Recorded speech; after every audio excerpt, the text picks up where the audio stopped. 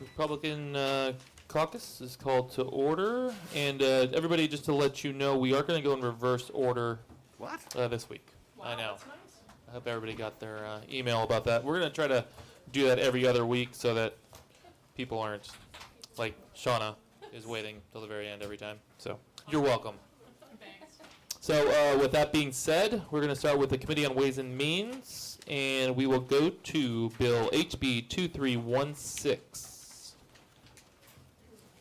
Is Representative Toma? No, Shauna, do you have enough information on this bill? Well, staff Oh, staff first, will have a and then lot of good do you want to? information. Do you have enough to talk about it since Ben's not here? Okay. So, staff, whenever you're ready, 2316.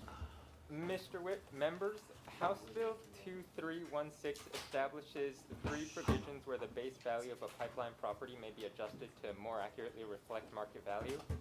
This bill is currently on the third read consent calendar, and with that, I am available for any questions. Yeah, is your mic on? Can you guys hear him? No. No. No? Hold on one second.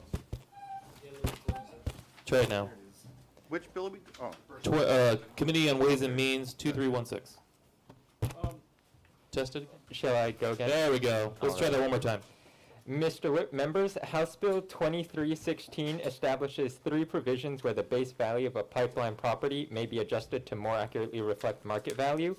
This bill is currently on the third read consent calendar, and with that, I am available for questions. Thank you, sir. Any questions for staff? If not, Representative Bullock. Mr. Whip, Mr. Toma just came in. Oh, but, did he? This bill Where's is the Toma? same bill as last year that we voted out of the House. It's basically making sure that whenever there are issues like this coming up in the future, that we can actually point back to the resolution. Perfect. Representative Toma, did you want to jump in? Sure, thank you. Is it working? Representative Bullock. I'm not sure, Yeah, just get close to the. it's working? There we go. Okay. Yeah, no, that was a great explanation. This is just making sure that we don't have this situation again in the future, so that if a judge rules that pipelines have to be assessed, or anything for that matter has to be assessed a certain way, that the DOR can't change their mind and cause this issue to happen again and again and again, which would have an adverse impact on the property tax base and anyone that's dependent on it, specifically school districts and fire districts and everything related to that. Thank you, sir. Any questions for Representative Toma? All right, seeing none, moving on to 2321. Mr. Whip, members, House Bill 2321 allows the Department of Revenue to issue draft rulings and other administrative announcements to interpret tax laws and regulations so long as they do not change the substance or meaning of a statute or rule. These rulings must undergo a period of public comment before they can become effective. The bill also modifies the timeline for how long the department has to issue a private taxpayer ruling and grants taxpayers the right to meet with the department during the ruling process. Mr. Whip, there's also an amendment I can explain. Please. Mr. Whip, members, the six-line Bullock Amendment dated January 20th, 4:18 p.m. requires appeals of department rulings to be made within 30 days of the effective date of the ruling. This bill is currently on the Cal consent calendar, and with that, I'm available for questions. Thank you, sir. Any questions for staff on the bill or the amendment? Yeah, Representative Cook. It changes it to 30 days. What was it prior? Previously, Mr. Whip, Representative, there was no limit for the amount of time specified. All right, anybody else? Okay, Representative Toma, Thank you, Mr. Majority Whip. Leader Toma, excuse me. Still a representative, thank you. I appreciate it. Staff did a great job explaining. This essentially just codifies in statute what DOR has already done by rule, and this was a compromise position that we've all got settled, so we're good. Perfect. And then Representative Bullock, did you want to touch on the amendment, or are you good? I think everybody covered it. Perfect. All right, any questions for Representative Toma? Okay, seeing none, moving on, 2331. Mr. Whip, members, House Bill 2331 changes the process by which mobile homes, which are the owner's primary residence and not classified as real property, may be seized and sold to pay delinquent taxes. The bill is currently on the third read consent calendar, and with that, I am available for any questions. Thank you, sir. Any questions for staff? Representative Cook. Yeah, Mr. Chairman, staff, is this the same bill that came through with Mr. Thorpe in the last session? No. Or is it different? I can answer that. Representative Griffin, you want to talk about that? Yeah, no, it's similar to Thorpe's, but mine made it through. It was just waiting on the same issue. It was the veteran that didn't pay his private property taxes for 30 days, and they foreclosed on a sheriff's sale, and then they had to purchase it. So they got together and purchased it back for him. But 30 days, if it's your home, is too short a time Absolutely. for a foreclosure. So it's very similar to, same issue. But mine made it through, except it didn't get voted on in the Senate when they signed he died. Okay, thank you. And Mr. Chairman, I just wanted to highlight that because we had seen this bill come through with Bob Thorpe and other, like the veterans she's talking about, to where they rush this process and they lose their homes. So I recognize the thing. I just wondered if it was the same bill or not, because I haven't It read the is. bill. Thank you. It's same a great bill. issue. Yeah, same issue. Perfect. And it's 1 year, and then there's a 6-month redemption period. So, Okay. Any other questions for Representative Griffin or staff? All right. Seeing none, moving on to 2427. Mr. Whip, members, HB 2427 reduces the termination period for unused credits from 4 years to 3 years. Additionally, it requires the tax correction legislation to include a savings clause that includes the repeal of the unused credits for any unused credits to be carried forward for the remainder of their carry-forward period. This bill is on the third read consent calendar, and with that, I can take any questions. Thank you, staff. Any questions for staff? All right, seeing none, Representative Bullock. Thank you, Mr. Whip. I think Mr. Perez did a good job outlining exactly what it does. It's a good bill, and I think it passed out of committee 10-zip. All right. Any questions for Representative Bullock? Okay, moving on. HB 2429. Mr. Whip, members, HB 2429 is annual legislation that corrects errors, removes obsolete language, addresses blending problems, and provides clarifying changes to the tax statutes. There is an amendment, if you'd like me to explain that. Please. The amendment corrects a drafting error in Section 3 without having a substantive change to that section, and it also adds the recreational marijuana excise tax to the taxpayer confidentiality statutes as prescribed by the proposition. And with that, I can take any questions. Thank you. Any questions for staff? Seeing none, Representative Bullock. Thank you, Mr. Whip. Again, Mr. Perez did a really good job explaining the bill. It's an agency bill. Happens every year. Perfect. Anything on the amendment? Clean up. Thanks. All right, any questions? All right, seeing none, moving on. HB 2431. Mr. Whip, members, House Bill 2431 removes the requirement for a governing board or a board of a political subdivision to send an informational pamphlet to the Department of Revenue within 30 days after the bond election, and that DOR maintain those copies of those pamphlets. And with that, I can take any questions. Thank you, sir. Any questions for staff? Okay, Representative Bullock. Thank you, Mr. Whip. Mr. Perez did a great job. Basically, DOR does not need to collect these informational pamphlets. They're sent to ADOA. So paying to store these pamphlets is a waste of money, so it brings full transparency back to where it needs to be. Thank you. Any questions question. for Representative Bullock? Over here. Representative Udall. Thank you, Mr. Whip and Representative Bullock. Does this allow them to get rid of the ones that they've already had to store, or only new ones, only not receive new ones? Representative Bullock. I'm going to let staff tell you. Sure. Staff, go ahead. Mr. Whip, members, there is no provision in this bill that allows them to do anything of the sort. There generally are retention record statutes that will handle that kind of process. Perfect. Any other questions? Seeing none, moving on to transportation. Page 6.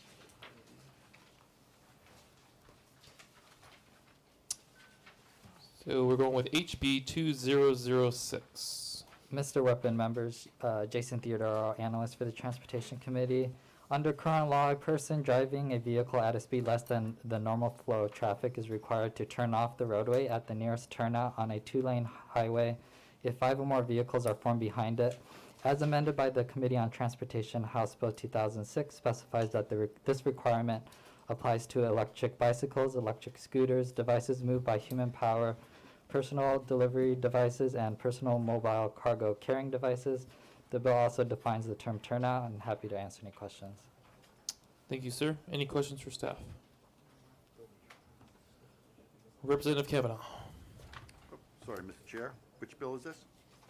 2006, Transportation, page 6. Oh, okay. That's the, Your bill. yep, Yeah. You dropped the bill. I know. I just, okay, speed limit. Yes, thank you. I was looking at another more important bill. Sure. No, go ahead. Yeah, this simply says that if you're driving any right now, if you're driving a car and you're driving slowly on a one-lane in each direction road, you're required to turn off and let cars pass you. This simply adds all of the new electronic vehicles like scooters and motorbikes, bikes, and that we've slowly added to be able to be on roadways to the list. So it's not just cars and trucks, typical motor vehicles, it's also these scooters and other devices that if they're going real slow, when it's safe to do so, has to turn off and let cars piled up behind them pass. Thank you, sir. Any questions for Representative Kavanaugh? Okay, moving on. HB 2083. Mr. Whip and members, as amended by the Committee on Transportation, House Bill 2083 prohibits a person from knowingly and intentionally installing or using a defeat device to interfere with or disable a vehicle with level 2 or 3 driving automation. The bill exempts an entity that is testing or operating pursuant to any laws or executive order and authorize entities making modifications consistent with the manufacturer's safety standards. The bill defines pertinent terms, and this bill is on the Cal consent calendar. Happy to answer any questions. Thank you. Any questions for staff? Representative Kavanaugh. Thank you, Mr. Whip. If I ever write a textbook on abnormal public administration, I will include the saga of this simple bill that is a molehill which lobbyists turned into a mountain. I saw the video on YouTube, and many of you may have seen it, of a guy in a Tesla with autonomous features, and I have one myself, right, asleep at the wheel on the highway going 60 miles an hour, and they were trying to stop him. And the reason why that happened was he defeated the Tesla safety device. Tesla, when you're in autonomous, you have to have your hand on the wheel. And as the wheel slowly turns, it senses the weight of your hand and knows your hand is on the wheel. If you take it off, it'll turn off it'll go beep, beep, beep, and turn off the device. He tied a weight to the wheel to simulate the hand. So I just wrote a simple bill saying it's illegal to defeat the safety device of an autonomous vehicle. And then everybody poured out of the woodwork wanting to be protected from prosecution. Aftermarket repair shops, regular repair shops. The last one to pile on was SafeLight, because in Teslas and some vehicles, some of the cameras that are part of the system are in the windshield. And they're all saying, well, we're really disabling it when we remove it to repair it and put it back. So I literally wrote all these industries out for doing routine work. And now everybody's happy.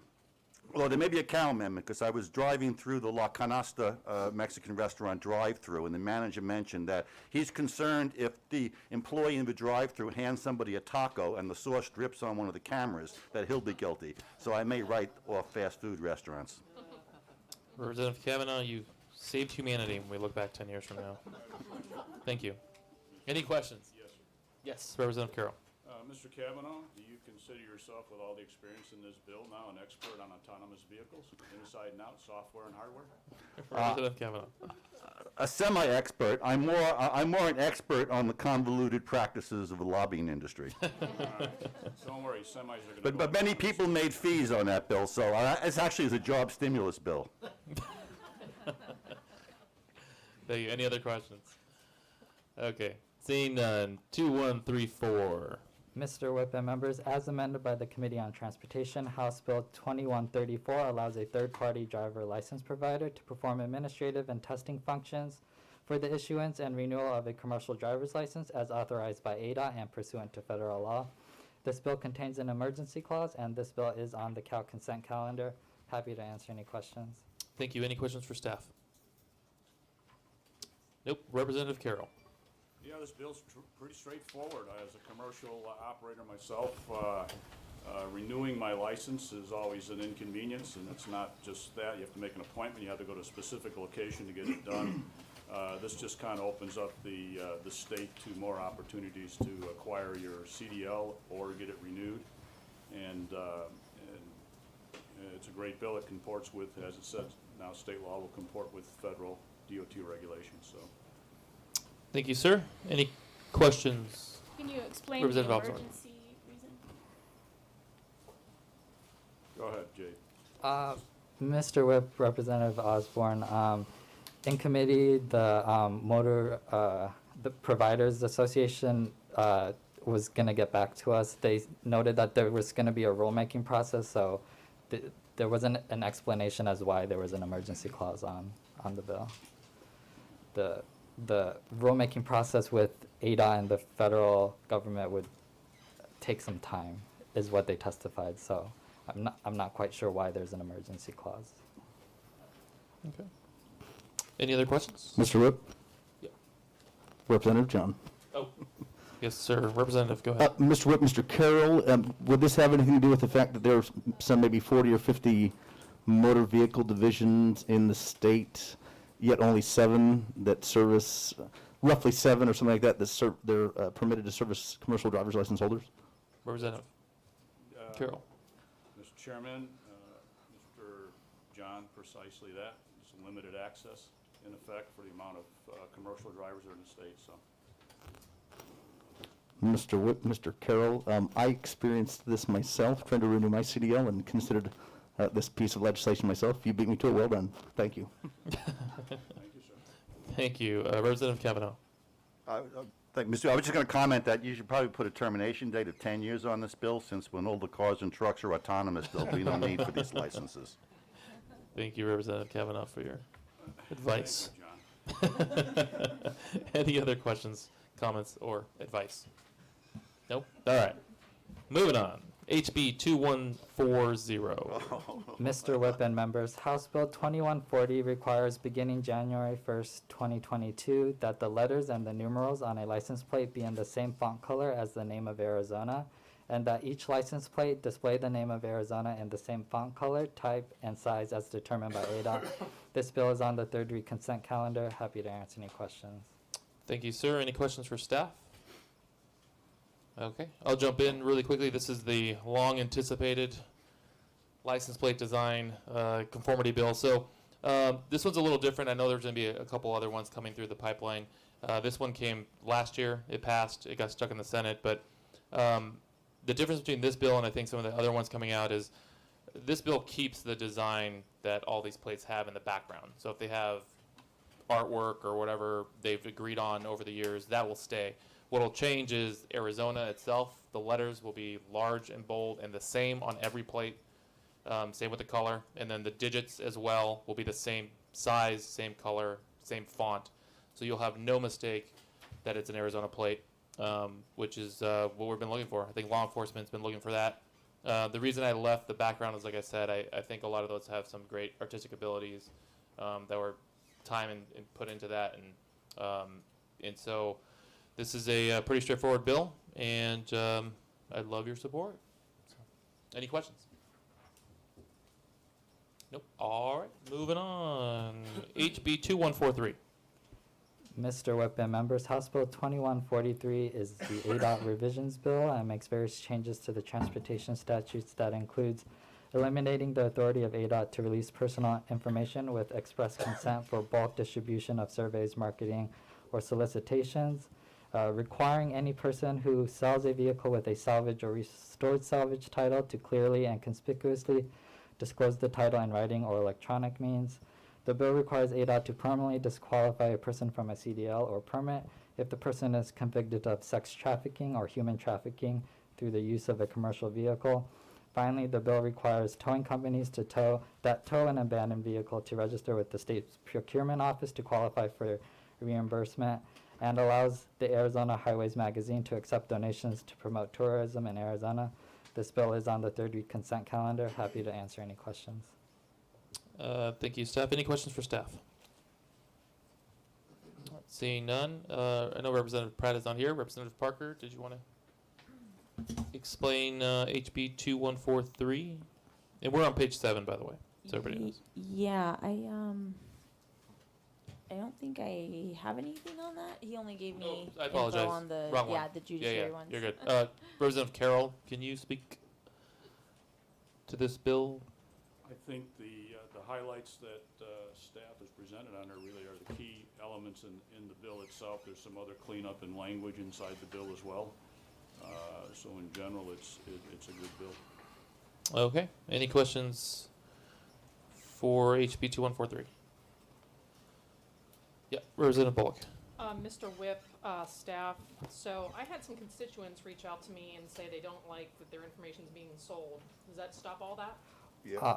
Representative, or staff? Jason? Mr. Whip, Representative Bullock, it's my understanding from ADOT that they currently don't sell their information pursuant to the marketing solicitations.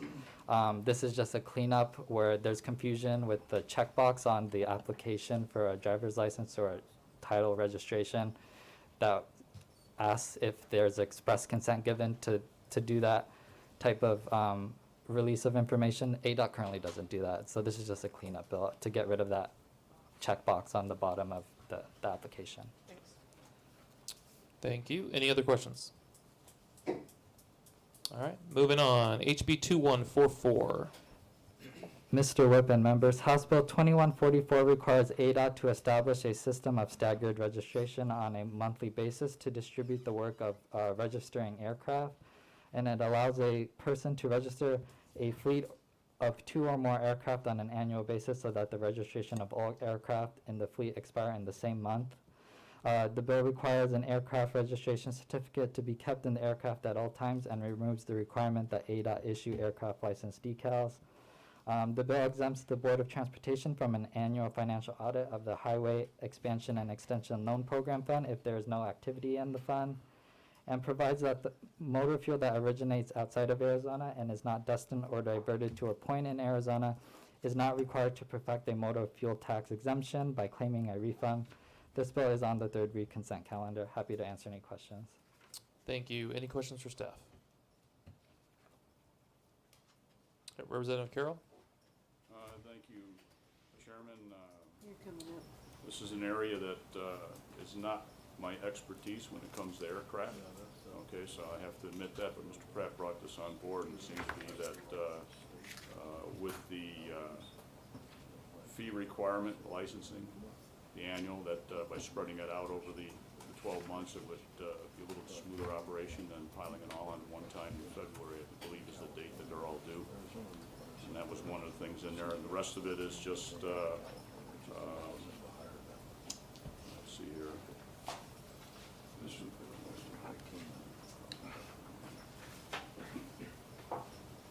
and just doing a little undue bureaucracy. Okay. We got to that. Thank you. If anybody has questions, please reach out to Representative Pratt. I know he's not here, so. Any other questions? Okay, moving on. 2159.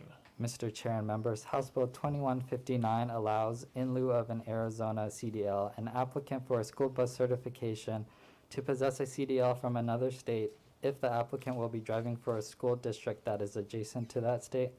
This bill is on the 3rd read consent calendar. Happy to answer any questions. Thank you. Any questions for staff? All right, Representative Fillmore. Exalted Mr. Whip and semi-conscious members, what this bill does is it allows school districts that are on state borders Speak into that the have mic. problems hiring bus drivers to the ability to, it gives them to hire people that are from California with the California CDL, which meets Arizona standards. It just enables them to get more bus drivers. It's a good bill. Move on. Thank you, Representative Fillmore. Don't look too close. Any questions? Representative Barton. Yes, Mr.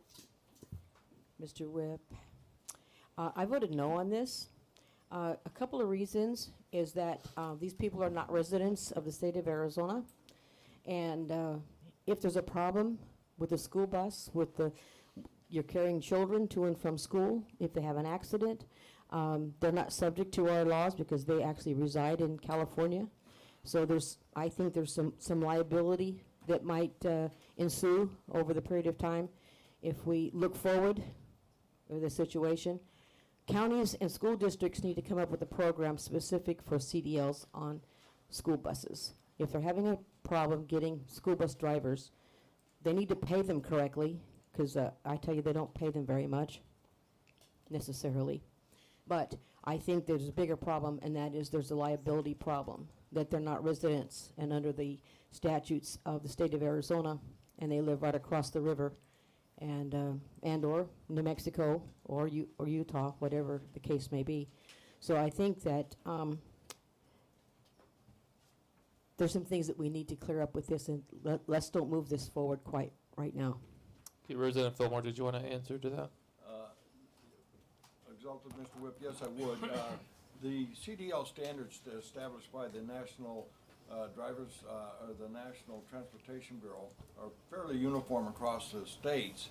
All this does is enable a person with the California CDL, which is almost mirror to the Arizona CDL, to help the school districts drive the kids. They are still subject to all the laws, rules, and things of the nature while they are driving, and there's no reason to put someone that by chance lives a half a mile outside of the district, have them not have the ability to make a living.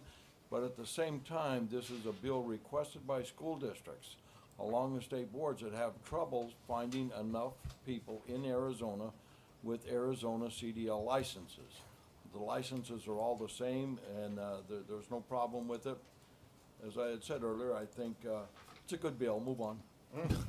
Representative Barton, Yes, Mr. Whip, and then I'm not saying that the CDL is not a national standard. What I'm talking about is insurance and liability. When you have somebody from out of state working in the school districts of Arizona, is there some way we can come up with some written document that says that they're liable if they're over here working within a school district or something, because they're not a resident of the state of Arizona?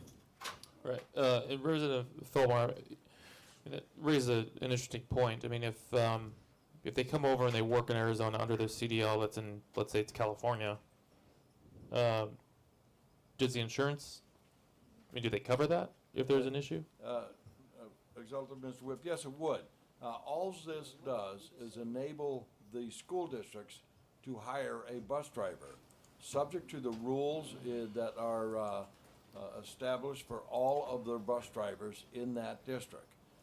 This is just a problem that the schools along the borders, whether it's Cochise County or Apache or Navajo, where they can't get enough bus drivers. So instead of them sending bus drivers out 3 or 4 times, picking kids up at 4 in the morning and making them wait while they do another run, this just allows them to hire people who live right on the border, but will meet all of our standards. To that point, Mr. Chairman, to that point. Yeah, go ahead. To the point about the insurance that Mr. Fillmore's trying to describe here, when you're employed by a company that has commercial vehicles to operate, their insurance covers a geographic area that they're restricted to, and it covers the vehicles and the operators. And as long as those with, in this case, a California-issued CDL are operating in the Arizona boundaries, their insurance is covering them. Okay. It's when they take the bus over the state line, that becomes a different kind of insurance Makes sense. coverage to them. Perfect. Thank you, Representative Carroll. Representative Udall and then Kavanaugh. Pass. Mr. Whip, I was just going to say pretty much the same thing, that the insurance is purchased by the school district, and it's the same regardless of who the bus driver is, as long as they have a CDL license. Perfect. But Representative Barton, if you have, I think you and Representative Fillmore, if you guys can get together, just if you have any other questions. Thank you. Yeah, absolutely. Okay. Anybody else? All right, moving on to HB 2173. Mr. Whip and members, House Bill 2173 extends the commercial driver license renewal timeline from every 5 years to every 8 years. This bill is on the third read consent calendar. Happy to answer any questions. Thank you, staff. Any questions for staff? All right, seeing none, Representative Carroll. Yeah, this easily just brings Arizona in line with federal law with respect to having the CDL. 8 years is what the renewal time is. This does not, just for your information, impact the medical aspect of being a commercial operator. That's still 2 years. And it's just conformity that we're doing here, nothing more. Thank you, sir. Any questions for Representative Carroll? Representative Udall. Thank you, Mr. Whip. And Representative Carroll, does this have a fiscal impact? I assume they pay for the renewal of that license. So, I mean, is this going to have any fiscal impact if we move it 8 years, or will they pay more at the 5 years? Representative or Carroll. the 8 years? Mr. Chairman, Ms. Udall, it definitely has a fiscal impact on my personal budget when I'm renewing my license, definitely. I can't speak to how it's going to affect the state, but I would suspect it's not going to be that bad. All right. Mr. Whip, Any other questions? Yeah. I would like to commend Representative Carroll. He's exactly right. It will have a fiscal impact on my wallet as well. And just like you mentioned, we're required to get Department of Transportation physicals every 2 years, as well as some of the endorsements require renewal every 5 years, on top of the every 5-year renewal of the license itself. So this would just eliminate, extend one of the renewals that amongst all the other renewals we have to get. So again, well done, Mr. Carroll. Sense of bromance happening here. So sweet. All right. Any other questions? Okay, moving on. We're going back to page 6. So, Committee on Natural Resources, Energy, and Water. Staff, if you can go to 2040. And really quickly, 2248 will not be heard today. That is being held in rules. So, 2040. I know. There's always a good reason for something being held. But staff, 2040. Thank you. Mr. Whip, members, House Bill 2040 establishes a study committee to collect information on the safety, age, and maintenance needs of dams within Arizona.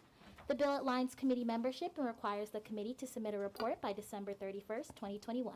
The bill is on the third read consent calendar, and I'm happy to answer any questions. Thank you, staff. Any questions for staff? On this damn bill. Representative Cook. Thank you, Mr. Whip and staff. So is the study, I don't remember, Ms. Griffin, is the study just for the dams on the state lands and other, or are they also the federal dams, like the one at San Carlos Lake? Mr. Whip, members, my understanding is that these, the study committee would focus on state land dams. On state land, and not the federal ones, like on the river, Salt River. Okay, thank you. Representative Griffin, did you want to touch on that? Yeah, tribal lands, dams on tribal properties are handled by the federal government. Okay. Any other questions? Representative Kavanaugh? Thank you, Mr. Whip. Is this a real bill, or are we just killing somebody's bill? Representative Kavanaugh, that's a good question. Representative Griffin. It's, staff did an excellent job. It's a real bill. Made it over to the Senate. Was one of the 19 that got stuck of my bills when they signed died. All right. Thank you. Anybody else? Okay. Moving on. 2249. Mr. Whip and members, House Bill 2249 requires the State Land Department to accept state land lease renewal applications by mail and electronically, and prohibits this department from considering how an application was submitted when determining whether to renew a lease.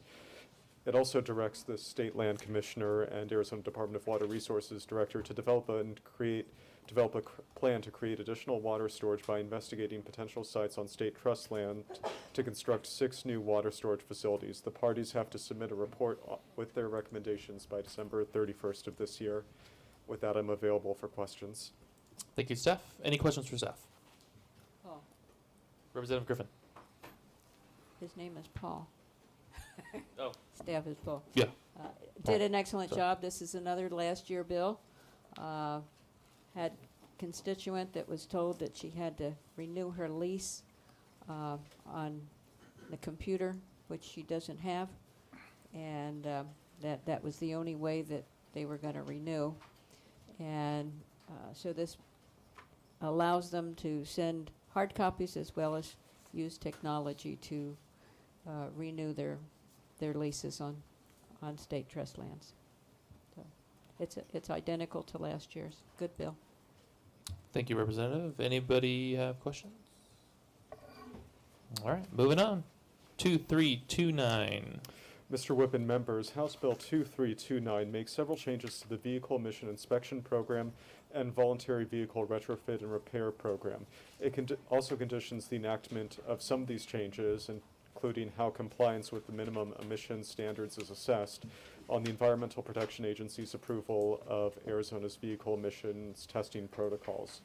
With that, I'm available for questions. Thank you, Paul. Any questions? Seeing none, Representative Griffin. This is another last year bill that got stuck over in the Senate. Good bill. Perfect. Thank you. Any questions?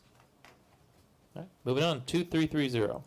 Mr. Whip and members, House Bill 2330 repeals the termination dates for several programs that are administered by the Arizona Department of Environmental Quality, specifically the Voluntary Remediation Program, Total Maximum Daily Load Program, the Monitoring and Assistance Program and Safe Drinking Water Fund, and the Vehicle Emissions Inspection Program. It also places the Oil and Gas Conservation Commission within the Department of Environmental Quality and eliminates its termination date. With that, I'm available for questions. Thank you. Any questions for Paul? None? Representative Griffin.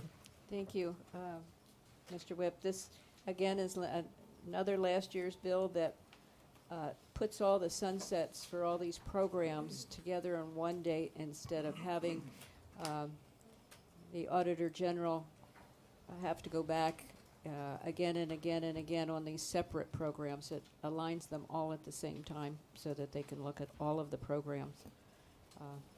Good bill. Thank you. Any questions?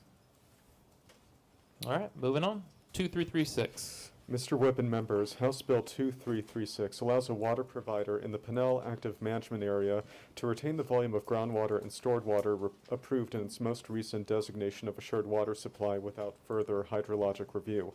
It also allows developers to increase the number of housing units or lots on subdivision plats associated with an existing certificate of water supply in this AMA, provided that there is no increase in water usage.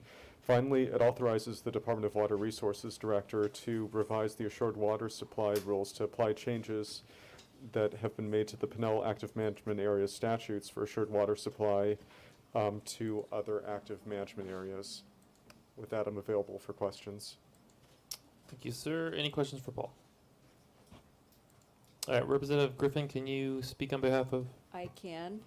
This was Representative Roberts, or close to Representative Roberts' bill, same issue.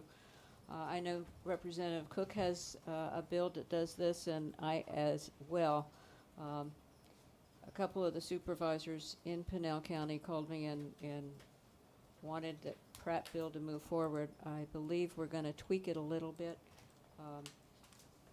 so we may need an amendment.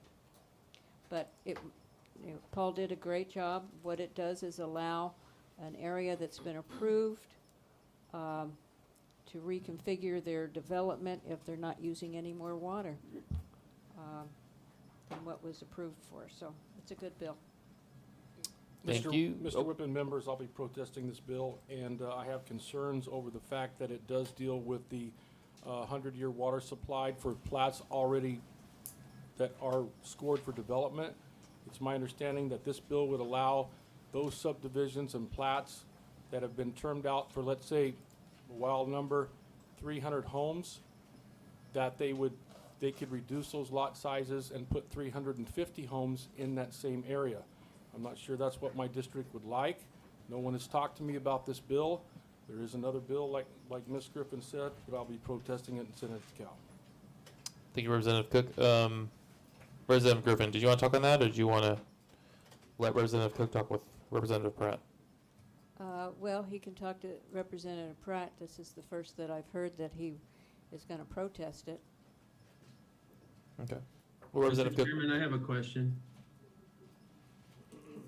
Representative Roberts, is that you? Yes, that was me. Weird voice coming from behind my head. Yeah. Go ahead, Representative.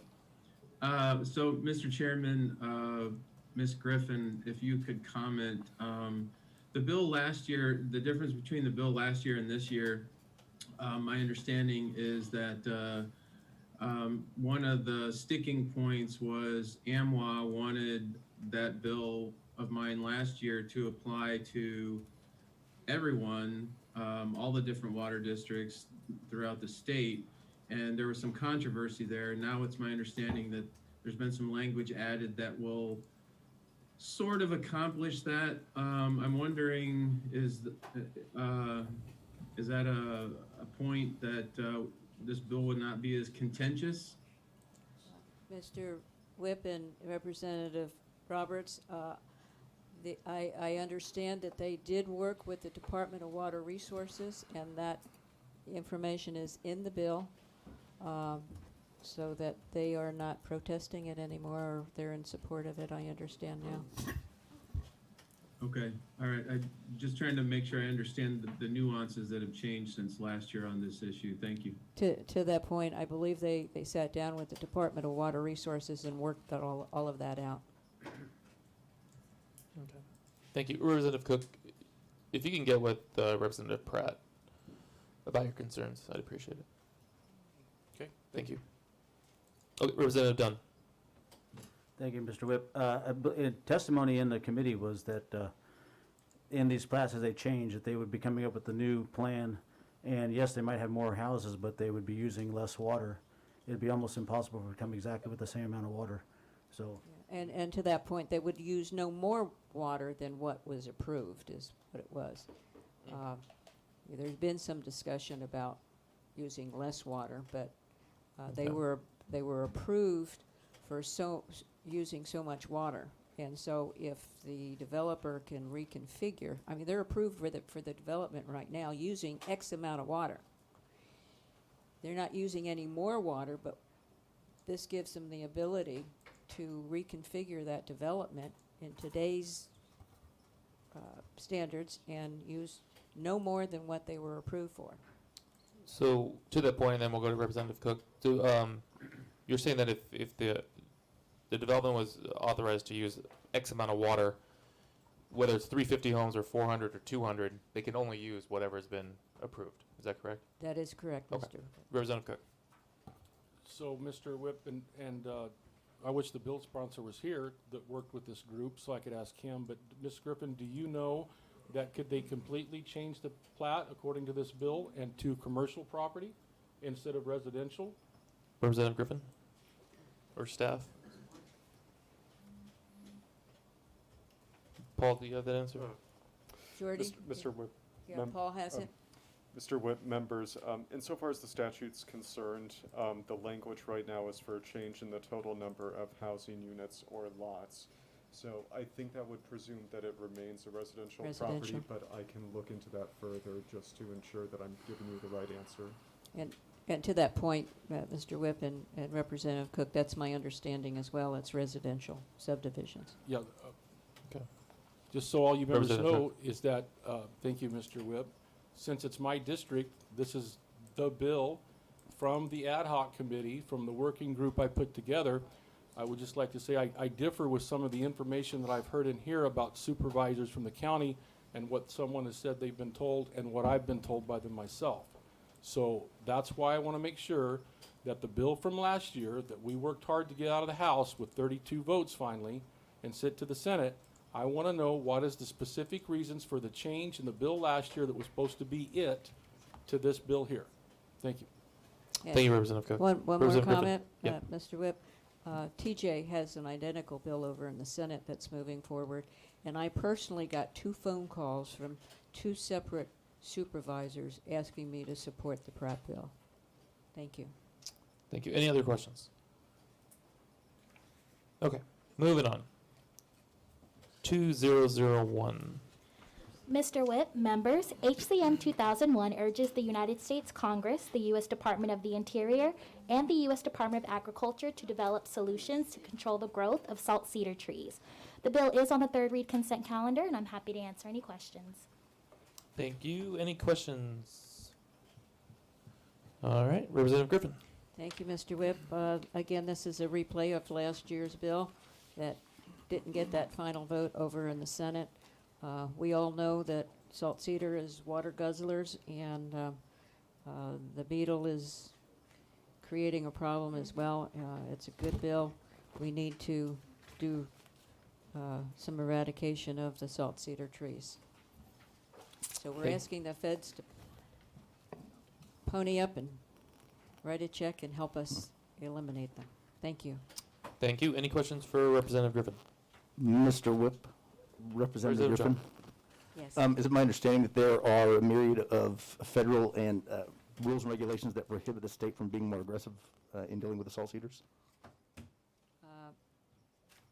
Mr. Whip and Representative John, I don't believe so, because we do have some additional funds. In fact, I think we have identified $1 million for the next, it was a separate bill. I forget whose bill it was, Osborne's, Representative Osborne's bill. I know Buckeye is very active in removing salt cedar, and I know in my area, in the Safford area, they're actively removing salt cedar as well, and have qualified for some of the state funds that we allocate. But I think it was $1 million a year for 10 years that we did, if I'm not, and plus there's other funds. Yes, We're Mr. just asking the federals to, now with the new administration, whether or not we get it, I don't know, but they are not good for the environment. Thank you, Representative Osborne. Yes, actually, it was 2 million the very first year, and then 1 million after each, and it's been definitely recognized as an invasive species across our state and other states, for that matter. The federal government totally knows about this, but I am in agreement with Ms. Griffin that we need more to be coming into our state to help alleviate that. Thank you, Representative. Anybody else? All right, moving on. HCR 2009. Mr. Chair and members, HCR 2009 declares the legislature's recognition of the hard rock mining industry and support for involving Arizona's government and the mining industry in regulatory changes to ensure that operations remain safe and productive. This bill, like all of the other bills that we've spoken with you on, is on the third read consent calendar, and with that, I'd be happy to answer any questions. Thank you. Any questions? All right, Representative Griffin. Again, it's a replay from last year. It's recognizing all the good work that the mining industry does and how important that industry is for the revenues and for employment and everything for the state of Arizona. Thank you, Representative. Any questions? Okay, moving on. We're going back one page to page 5. Committee on Military Affairs and Public Safety is the very bottom of page 5. And HB 2294. Mr. Whip and members, as amended in the Military Affairs and Public Safety Committee, House Bill 2294 modifies the penalty for individuals who fail to yield the right-of-way or proceed with caution of a stationary vehicle that displays alternately flashing or warning lights. The bill requires the Arizona Department of Transportation to include information relating to yielding or proceeding with caution in any of their examinations, information, or educational material. House Bill 2294 requires defensive driving schools, traffic survival schools, and driver education programs to include educational information relating to the Move Over Law and ADOT to educate the public about the Arizona Move Over Law throughout the year. Finally, the bill states that a person who violates the Move Over Law will be liable for any injury and damage to property. This bill is on the Cal consent calendar, and with that, I'm available for questions. Thank you. Any questions? Representative Nguyen, did you have information on this at all? No, I don't. You do not. Okay. Well, let's go ahead then and jump to HCR 2003.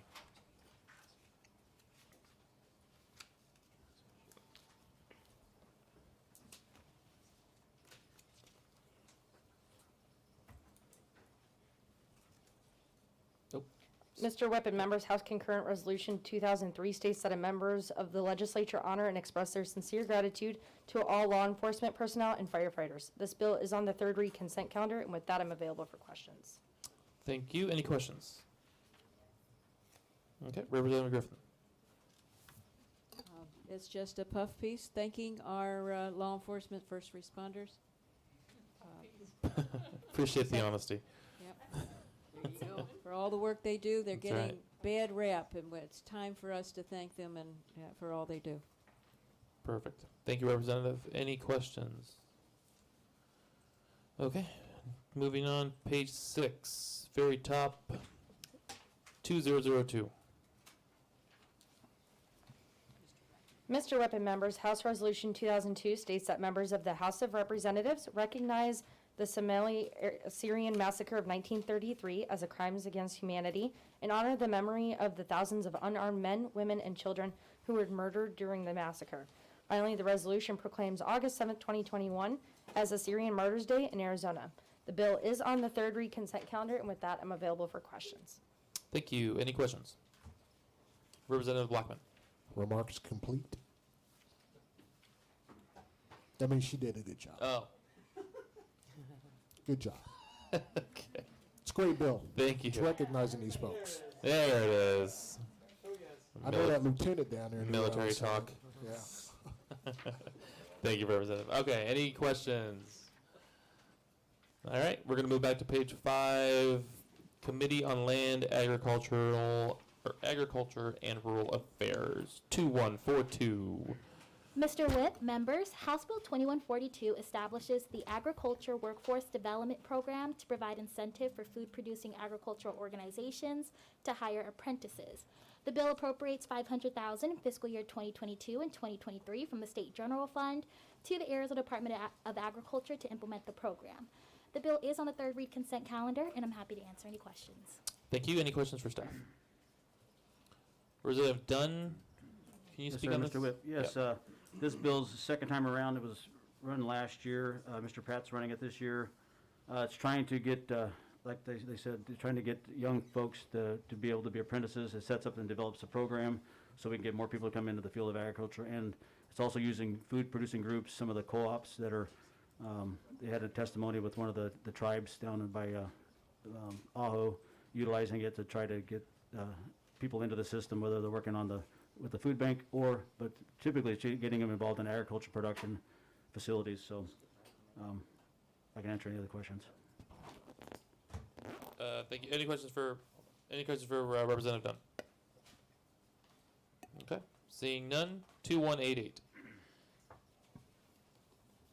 Mr. Whip and members, House Bill 2188 instructs the Arizona Department of Agriculture Director to educate the public on pest management, licensure, and registration requirements, and allows this official to maintain a publicly available list of those who violate pest management licensure requirements. It would classify engaging in pest management without a business license or falsely advertising that one is licensed as a Class 2 misdemeanor. This bill is on the third read consent calendar. I'd be happy to answer any questions. Thank you. Any questions for staff? Seeing none. Representative Dunn, do you have? Yep. Mr. Whip, yeah, this is, there seems to be a growing number of repeat offenders that are doing pest applications that are not licensed, and this is going to try to get those people on a list, and the director to educate folks because they're coming into your homes, they're not licensed, and they're not have a background check. So this is trying to let the public know and be aware. Thank you, Representative. Any questions? Okay, moving on. 2246. Mr. Whip and members, House Bill 2246 prohibits someone from taking wildlife on private land without the authorization of the landowner or lessee if a no trespassing sign has been posted or the trespasser remains on property after a request to leave has been made. It also allows private property landowners or lessees to prohibit guiding on their lands without their permission by posting their lands. This bill is on the third read consent calendar. I'd be happy to answer any questions. Thank you. Any questions? Question? Representative Kavanaugh. Thank you. Could you, Mr. Whip, could you explain guiding? Mr. Whip, Representative Kavanaugh, there's no definition for guiding within the language of the bill, but I would presume that it means someone leading hunters or other people who are interested in taking wildlife, including perhaps for fishing or trapping on land. Okay. Mr. Whip. Mr. Representative Kavanaugh, typically it's professional guide service that you hire to take you out and so you can have a more successful hunt than you could on your own. They're not in Scottsdale. That's right. Yeah, we have guys that take us from bar to bar. That's funny. Hey, Representative Griffin, did you want to? Paul did an excellent job. It's a property rights bill. Okay. Thank you. Any questions?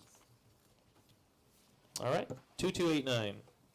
Mr. Whip and members, House Bill 2289 increases the limit on a fee that the Arizona Citrus Research Council can assess from 1.5 cents to 5 cents and allows this fee to be assessed on 40 pounds of equivalent bulk weight in citrus. This fee can also be assessed at different amounts for citrus produced for fresh market and citrus produced for juice production. It is on the third read consent calendar, and I'm available for questions. Thank you. Any questions?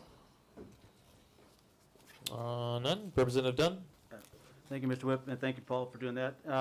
So there is several research and advisory councils in the state of Arizona those boards are appointed by the governor, and what they do is you take and assess whether it's your wheat or your cotton or iceberg lettuce or citrus, and you use that money to do research projects.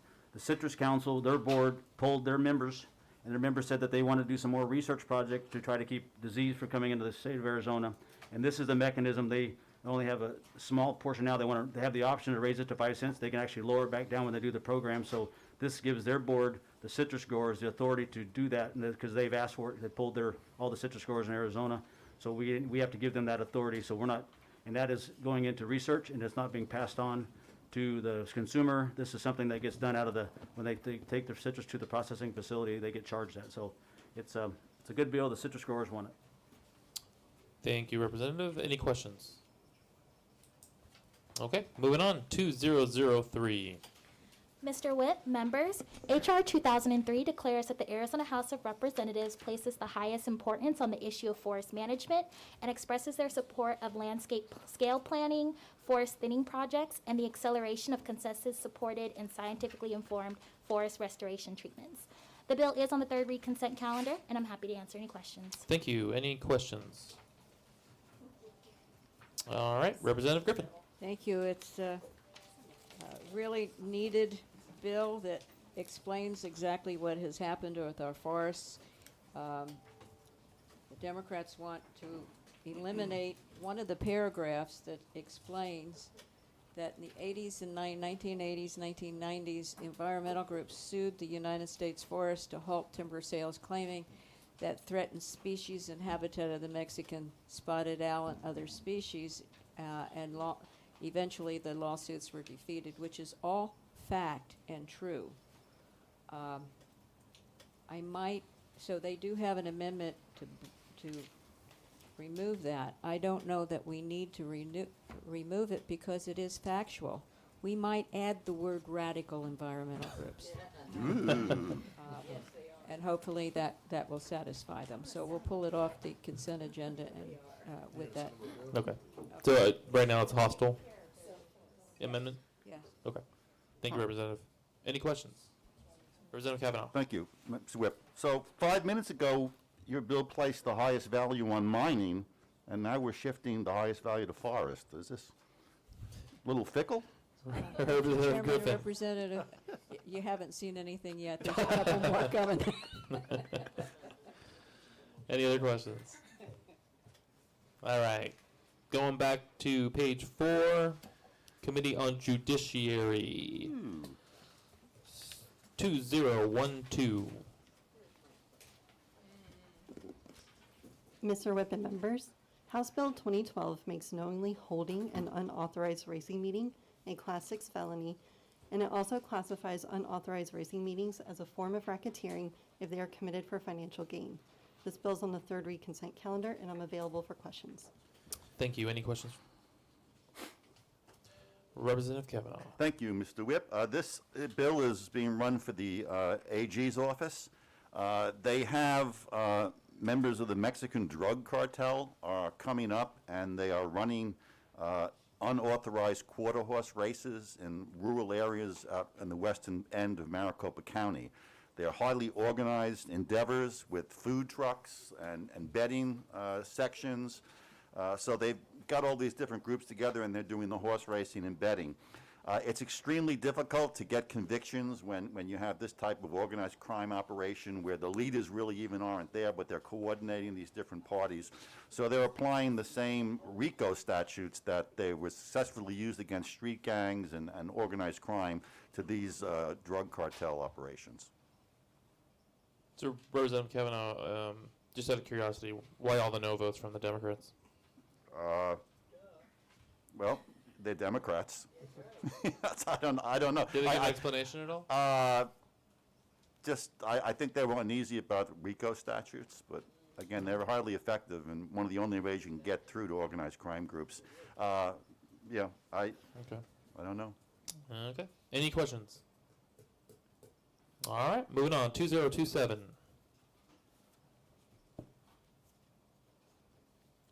Mr. Witt, members, House Bill 2027 clarifies individuals involved in a motor vehicle accident on public or private property may not leave the scene until all reporting or notification requirements have been met.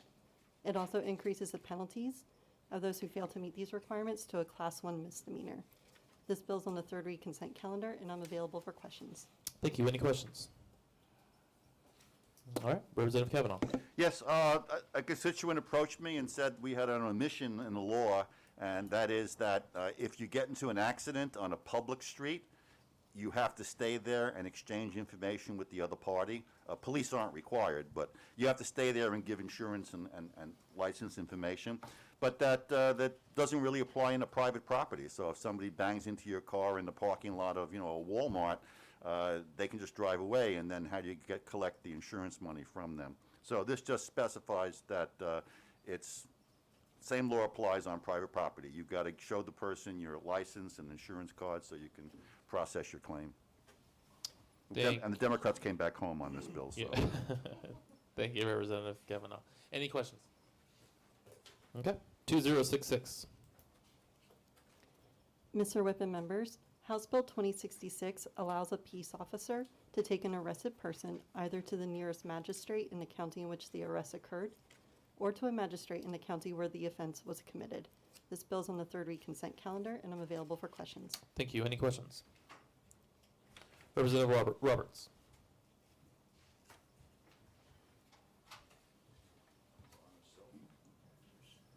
I'm sorry, what bill are we on? Unbelievable. Hey, 2066. Okay, that is, I'm sorry, I gotta turn you up a little bit here. 2066 is arrest procedures. It's a simple bill. Last year, it's one of those COVID-related bills that died in the Senate. It corrects a statute where if you're pulled over in one county, you had a warrant out for your arrest. So you don't have to go through the process twice in two different counties. Everybody loved this bill. It passed out of the House like 60-0 last year. It's a great bill. Perfect. Thank you, Representative. Any questions? Okay, seeing none, 2070.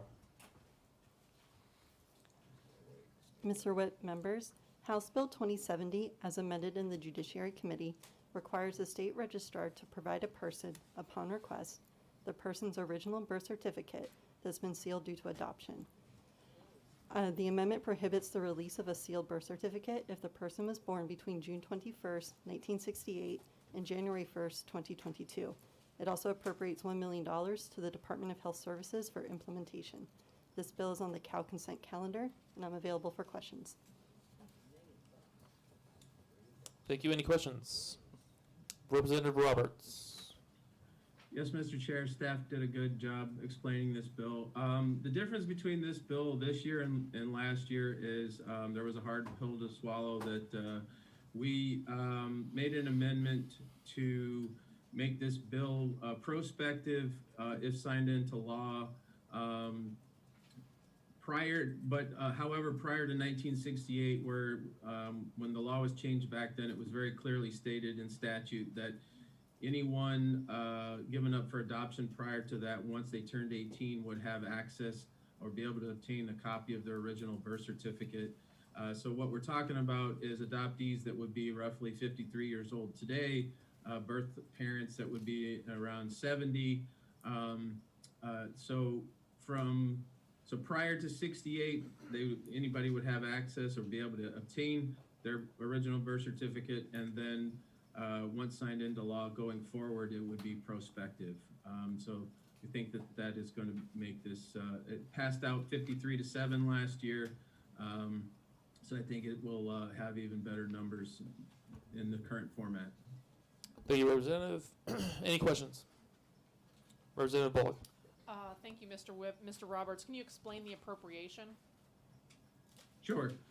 The appropriation, Mr. Chair, Representative Bullock, AZDHS originally, when Mr. Carroll ran this bill 3 sessions ago, in their fiscal report or memo, JLBC stated that the cost, AZDHS was estimating the cost between $500,000 and $1 million.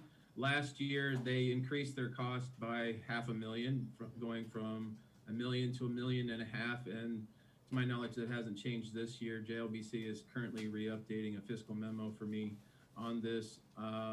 So the appropriation, I met them in the middle, and I believe basically what's happening is their systems are antiquated, they need updated, and so that's basically what the appropriation is for. Thank you. Thank you. Anybody else?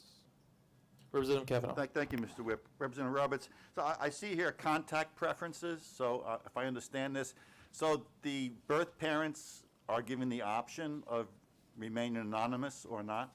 How does that work? Representative Roberts. Mr. Chairman, Representative Kavanaugh, currently birth parents have the option to allow them to be contacted through an intermediary. That's kind of problematic in certain instances. So what the contact preference form does is offer the birth parents the opportunity to say, no, I don't want to be contacted, or 2, you can contact me through an intermediary like they currently can, and 3, you can contact me directly and they can put their information in the contact preference form. Option 1 is very important because if the birth parent does not want to be contacted, they can state that. The adoptee, once they obtain the information, will know that. And a lot of reasons adoptees do not or fear looking for their birth parents is they don't want to go through a second rejection. So if they know this up front, they won't pursue it. And the whole premise behind this bill is current public, private sector businesses like the DNA databases like Ancestry.com, 23andMe, have basically created a pathway for adoptees to circumvent the statute and obtain family member information.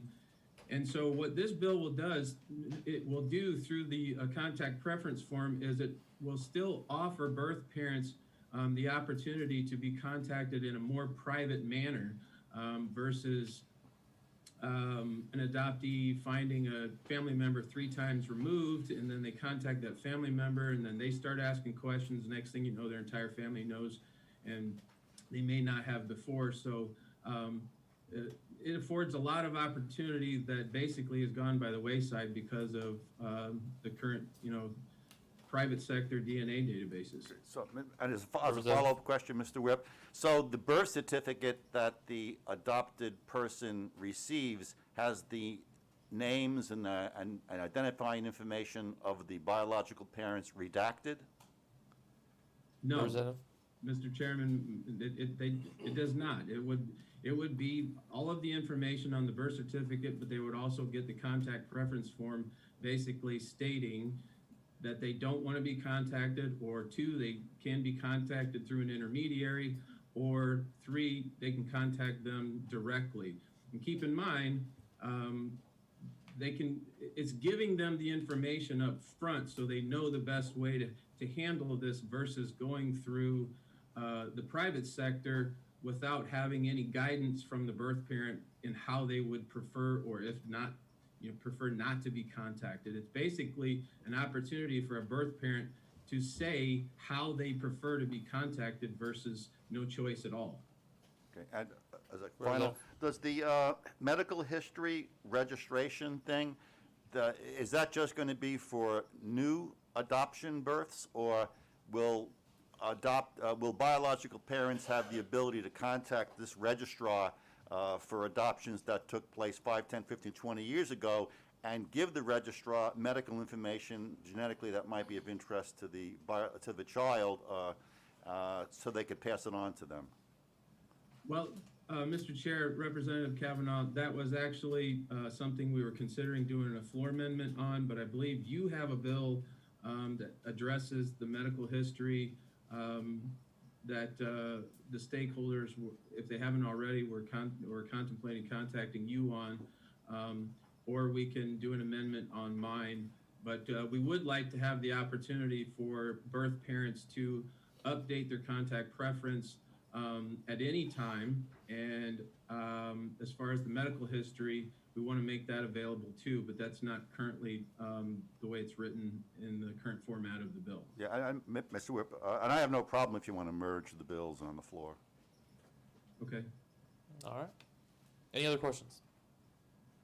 Okay, moving on. 2073. Mr. Witt, members, House Bill 2073 expands the list of eligible people who may petition the Superior Court to prohibit public access to their information. The list is expanded to include hearing officers, former prosecutors, members of the Commission on the Appellate Court, and municipal court commissioners. This bill is on the third read consent calendar, and I'm available for questions. Thank you. Any questions for staff? Representative Parker, do you mind speaking on this one? Yeah, I can speak on behalf of Representative Pratt.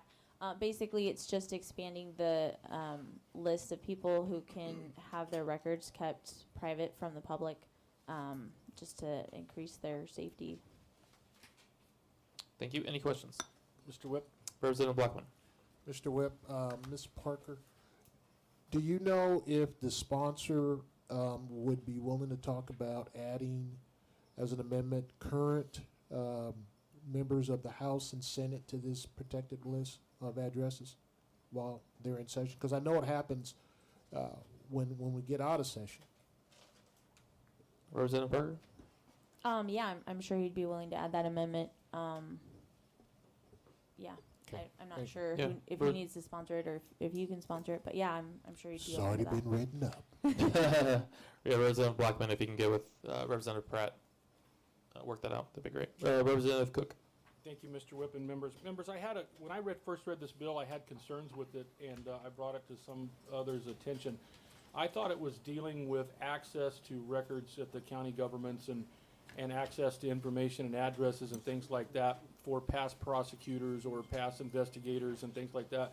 And yesterday I had a great phone call with the Attorney General's office and the Pinal County Attorney's office, in which we walked over this bill and stuff. But I do have questions about, okay, well, this bill is doing this to protect these people.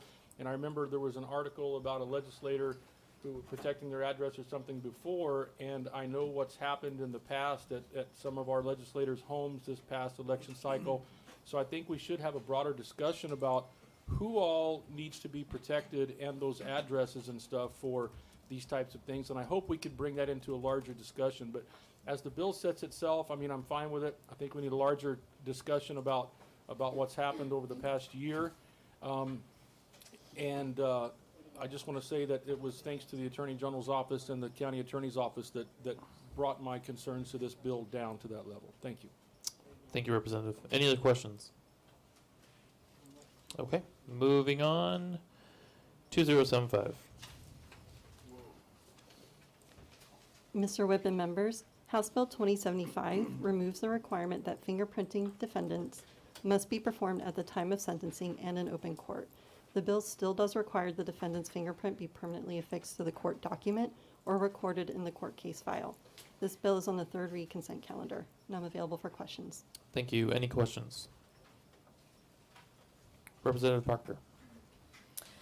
Yeah, my understanding is that this is an agency bill that was brought by the courts. Is that correct? And then, yeah, it just kind of makes it a little more flexible as to when the fingerprints have to be taken. Okay. Any other questions? All right. 2178, which is next page, page 5. Mr. Whip and members, House Bill 2178 modifies the defense to prosecution for theft by extortion when a reasonable claim applies. And it also adds to theft by extortion that it includes someone who is seeking to obtain services or property. This bill is on the third read consent calendar, and I'm available for questions. Thank you. Any questions? Representative Parker.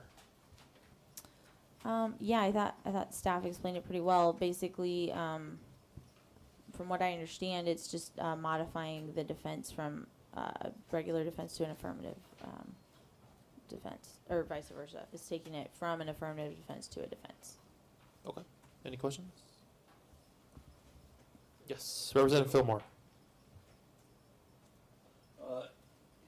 Yeah, could someone explain to me the difference between a defense and an affirmative defense? Representative Parker.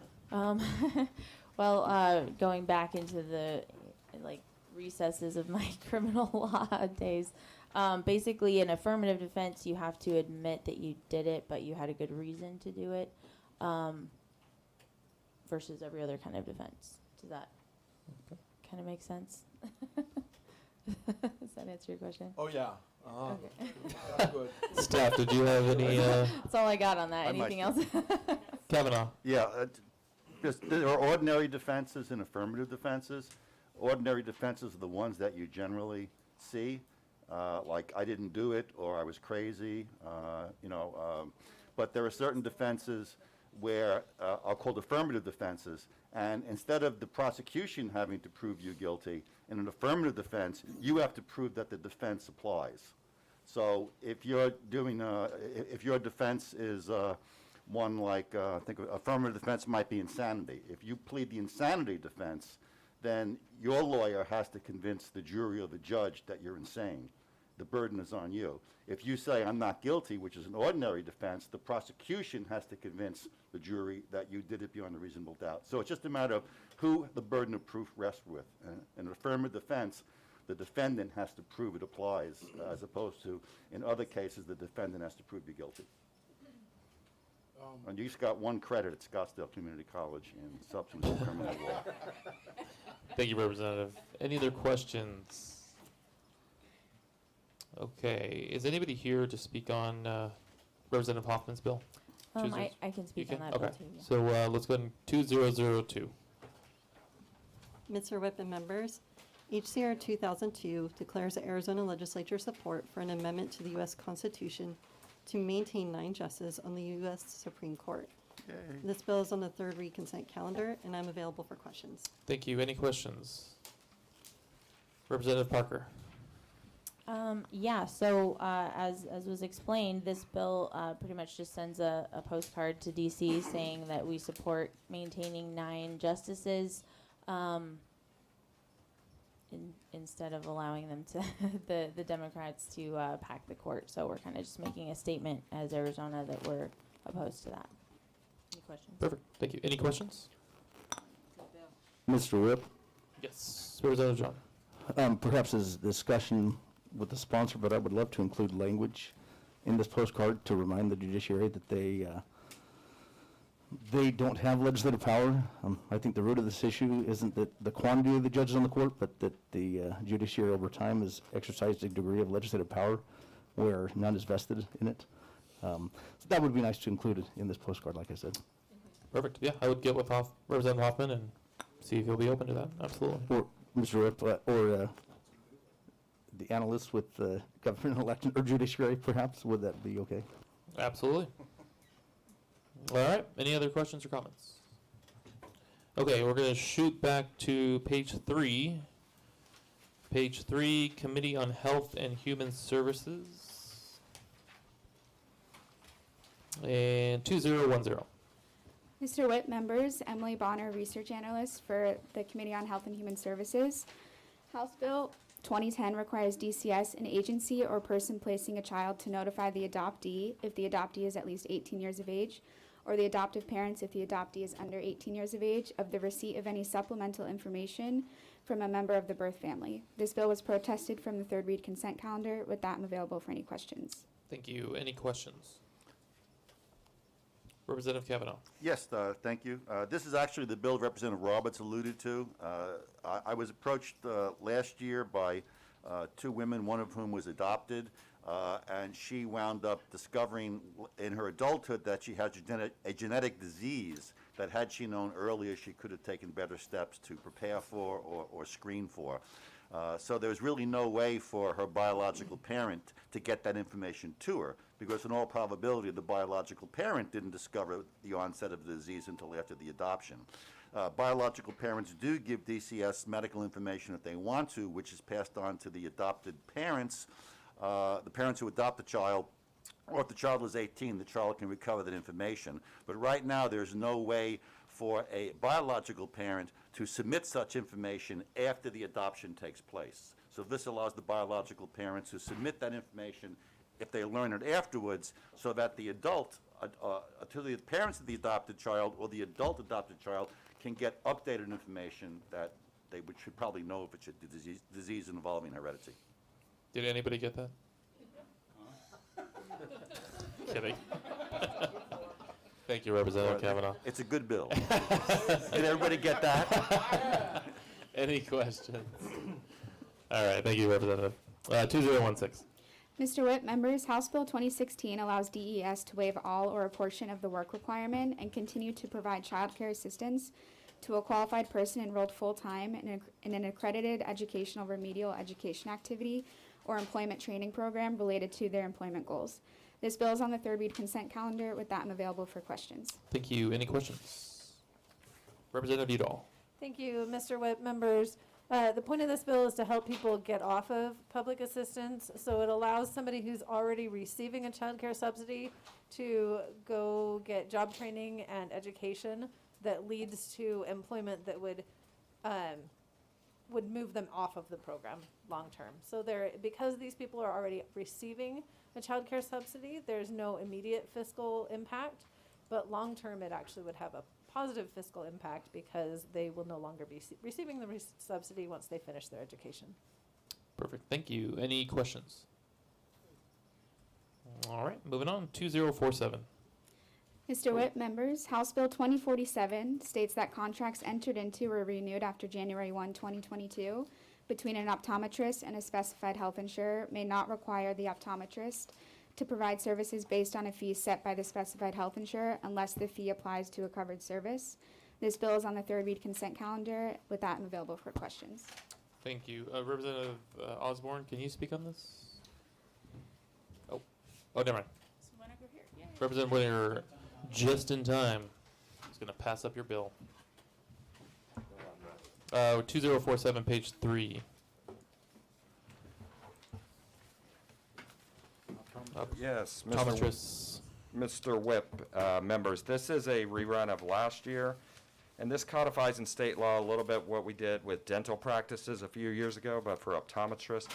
What basically happens is you have these plans that these insurance companies and people put out, and these certain kind of companies for plans, and they might not have some things covered in there, but they're dictating prices to the business of what they can charge for those things. And this is basically saying, if you're not covering it, you don't have any say in how much we charge or what we do with it. Perfect. Thank you, Representative Whittaker. Any questions? Nope. All right, moving on. 2126. Mr. Whip, members, House Bill 2126 stipulates that an applicant for the Rural Private Primary Care Provider Loan Repayment Program who works in an Indian Health Service or tribal facility is not required to provide a flat sliding fee scale to be eligible for the program. This bill is on the third read consent calendar. With that, I'm available for any questions. Thank you. Any questions? Representative Osborne. Thank you, Mr. Webb. Staff explained it well. This is an agency bill, and it's really just putting in statute these items that are already federal programs and not requiring that sliding fee scale. Great. Thank you. Any questions? All right. Moving on to page 4. 2258. Mr. Whip and members, House Bill 2258 changes the expiration date, renewal application, and fee date for certain licensed dental professionals from June 30th every 3 years to 30 days after the licensee's or certificate holder's birthday every third year. This bill contains a delayed effective date of January 1st, 2022, and is on the third read consent calendar. And with that, I'm happy to answer questions. Thank you. Any questions? Representative Osborne. Thank you, Mr. Whip. It's actually a very simple bill, and you could really call it license friendly because it's just having it go on your birthday for the expiration and renewal. Great. Thank you. Any questions? All right. Moving on. 2266. Mr. Whip, members, House Bill 2266 specifies that training requirements for a medical assistant are satisfied by a training program that is designed and offered by a physician, meets or exceeds any of the approved training program requirements specified in rule, and verifies the entry-level competencies of a medical assistant as specified in rule. This bill is on the third read consent calendar. With that, I'm available for questions. Great. Thank you. Any questions? Representative Grantham. Thank you. Whip Biasucci. Thank you. I'm going to change the way we address you. Appreciate that. Last year, it was one of those victims. It's a pretty straightforward bill. There is going to be an amendment that Dr. Freese would like to bring forward that I've agreed to that just broadens the definition of what a physician is. It's like doctor of medicine and maybe one other thing, nurse practitioner, I believe. And this is something that they used to be able to do, but it was inadvertently written out of rule a few years ago, and a physician in my district who's a flight surgeon also brought it to me and said, hey, I used to be able to train my own assistants and now I can't do that. Can we fix this again? So this is just a fix, and it allows those folks to train their own assistants. Thank you. Any questions?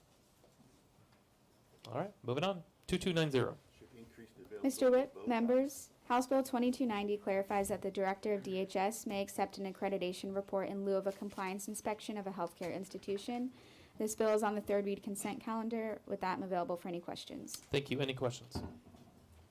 Representative Osborne. Thank you. As I remember, this was an agency bill, and really this is helping to stop a bad actor from being able to present an accreditation report instead of having to deal with compliance of an inspection. And so this is preventing them from doing that. If they've had a bad record, they can't just show that accreditation report. They will be subject to a compliance inspection. So it's a good bill. All right. Any questions? Moving on. 2292.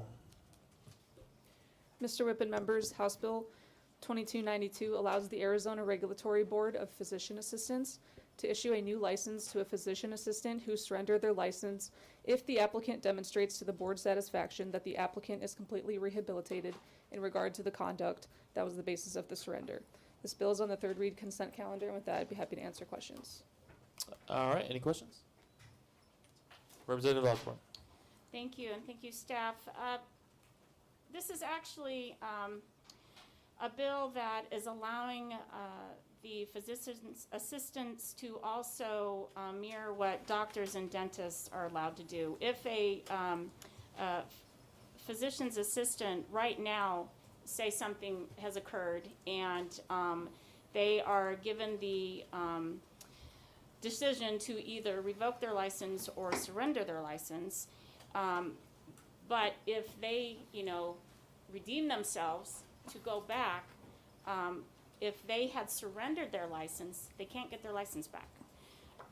Doctors and dentists are able to do that, but physician assistants would not be allowed to do that. So we are allowing that to be in statute now to mirror what other medical personnel are able to do with their license. Obviously they've turned themselves around for whatever the reason is, and the board is in agreement, but right now, the way statute is written is that if they had surrendered their license, they would not be able to get it back. All right. Any questions? Thank you. Moving on. 2298. Mr. Whip and members, House Bill 2298 requires the Arizona Biomedical Research Center to provide grants for marijuana clinical trials on the safety and efficacy of using marijuana for medical purposes. This bill contains a Prop 105 clause and is on the third read consent calendar. And with that, I'd be happy to answer questions. Thank you. Any questions?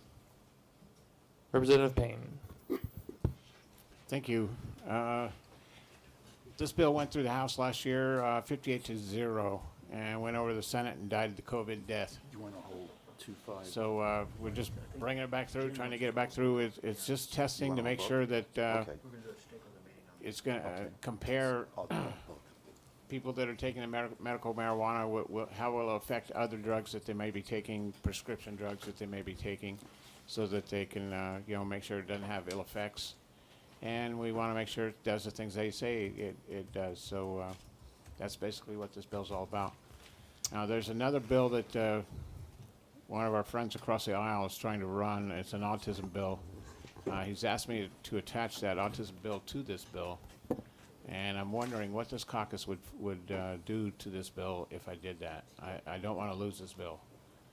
But at the same time, I don't have a problem with attaching an autism bill to this. So, any thoughts?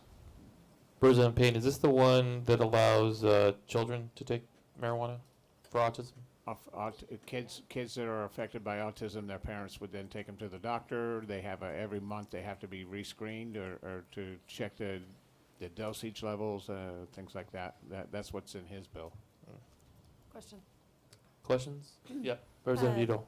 Mr. Wibb, Representative Payne, does his bill just allow that right away, or does it require a study of that?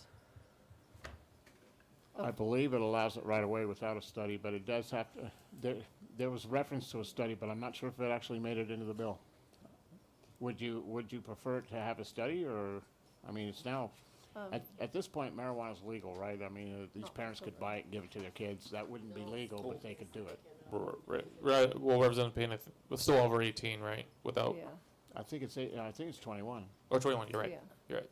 So good question. Mr. Wibb, Representative Payne, if it's a study on the effects on children with autism, I would be willing to go for that, but just opening it up to allow that usage on a regular basis, no. I would be no on it. Okay. Representative Kavanaugh, the Representative Osborne. Thank you, Mr. Whip. I too would be off if it was for giving kids marijuana. I mean, and personally, in terms of a study, I'd be concerned because who's going to do the study? The marijuana people? You know, our committees aren't always the most neutrally scientific. I personally like the FDA, and as of now, the FDA has not said any condition is treatable with marijuana. So. Representative Osborne. Thank you. I appreciate that, and I think the point and purpose of Mr. Payne's bill is to study those effects. And the reason that the autism question came up and was asked was to be a study of that for the children, because there isn't any backing to say this is working for these children or not. I mean, the parents certainly see a difference, but there isn't any clinical studies to back it up, and that was why the possibility of it wasn't to put Mr. Espinosa's bill onto Mr. Payne's bill. It was the amendment of allowing that study of this situation to be part of the study bill that you were bringing forward, Mr. Payne. And I think there's a couple of other items as well that really need to be vetted out in that study process. And some of the experts in the field have stated there are some items specifically that should be studied. And I think they'll talk with you later about that. All right. But it is a good bill, and it is something worthy of studying. Thank you. So we'll look at adding it on maybe in the Senate or something, so I'll just leave it on the consent. Okay. Thank you, Representative. Any other questions? All right. 2299. Mr. Whip and members, House Bill 2299 appropriates $1 million and 13 FTEs from the State General Fund in fiscal year 22 to the Arizona Department of Health Services to hire additional long-term facility surveyors. The House Health and Human Services Committee passed an amendment that increases the appropriation from $1 million to $3,300,000. The amendment also increases the amount of FTEs from 13 to 44. And with that, I'm available for questions. Any questions for staff? Nope. Representative Dunn. Thank you, Mr. Whip. This is history on this. This came from Auditor General's report in 2019 for the Department of Health Services. They had the recommendation of increasing their FTEs. because the surveyors weren't getting around to the facilities. We had a committee that Ms. Longden chaired on the vulnerable adults and abuse, and part of our committee recommendations was to do the 33, up to the 44 FTEs and the $3.3 million out of our committee recommendation. The governor's budget is also recommended that, and all these recommendations were before COVID. So with COVID, they're even less in going in and doing the inspections in these homes, in group homes. So it's something that everybody agrees that needs to be done. So support the bill. Thank you. Any questions? All right. Going back to page 3, Committee on Government and Elections, 2051. Mr. Whip and members, Stephanie Jensen, Research Analyst for the Government and Elections Committee. House Bill 2051 instructs the Director of ADOA to provide a question and answer period for interested parties outside of the procurement process. This bill specifies that the Director must respond in writing to all questions raised, including questions arising during site visits and pre-bid conferences. This bill is on the third read consent calendar, and I'd be happy to answer questions. Great. Thank you. Any questions? Representative Kavanaugh. Thank you, Mr. Whip. It's a transparency bill. It allows people not directly bidding to also get information because they may have secondary interest in it. In addition, it allows people who are bidding to find out what people are not, what things are being said that might be detrimental to them by people not bidding against them. So it lets everybody know the exchange of questions and answers from the agency. Great. Thank you. Any questions? All right. 2139. Mr. Whip and members, House Bill 2139 specifies that income from the ASRS self-insurance program must be used to provide benefits and pay administration costs or premium payments. It also stipulates that monies in the program must be used to provide remaining benefits and pay administration costs if a self-insurance program is no longer offered. House Bill 2139 directs remaining monies to be returned to the employer if the liabilities of ASRS to provide self-insurance program benefits have been satisfied. This bill is on the third read consent calendar, and I would be happy to answer questions. Thank you. Any questions? Representative Kavanaugh. Agency conformity bill, but the federal regulations, if they don't conform, then employees' contributions aren't tax deductible. Easy enough. Any questions? All right. Representative Kavanaugh, can you speak for Representative Pratt on the next one? Yes. Okay. So 2177. Mr. Whip and members, House Bill 2177 clarifies that a complaint must be made to the State Personnel Board within 10 working days after the action taken against an employee and requires the board to hear an appeal within 60 days.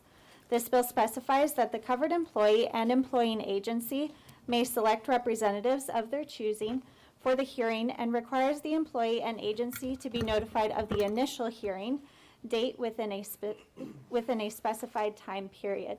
This bill is on the third read consent calendar, and I'd be happy to answer questions. Thank you. Any questions?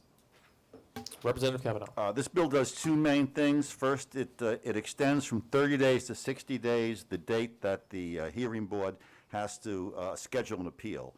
The reason being that it's next to impossible to get both sides ready and available within 30 days. So almost always the hearing officer simply extends the hearing further to give them time to schedule it. So it takes care of that problem. It also makes the time period of 10 days for appeals and whistleblower hearings to be the same. Right now, one is 10 calendar days, the other is 10 working days. So they're going to make both 10 working days just in the interest of being consistency, because in government, if we can't be efficient, we can at least be consistent.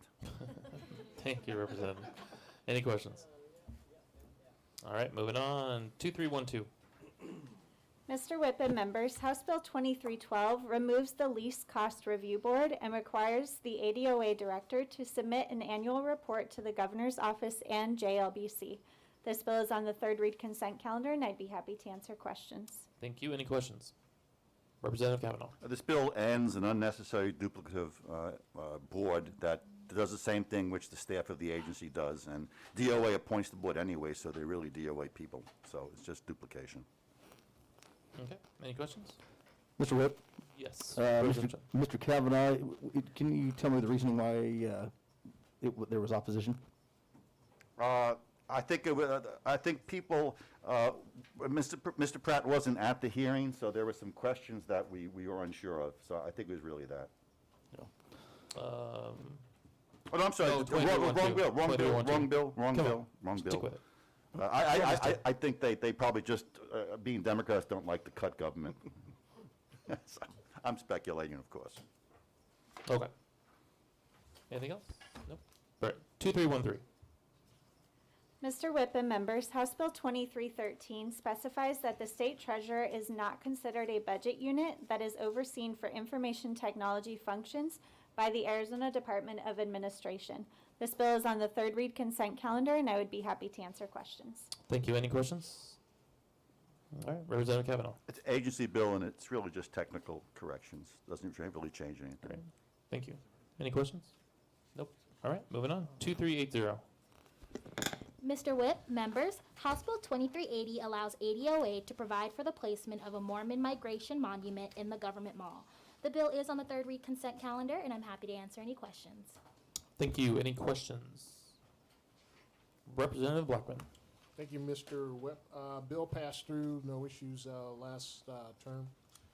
It's just recognizing a group of people that actually reside in Arizona. Over 436,000 folks reside in this state, and just recognizing that group of people that, of who settled parts of Arizona and who continued to contribute to Arizona.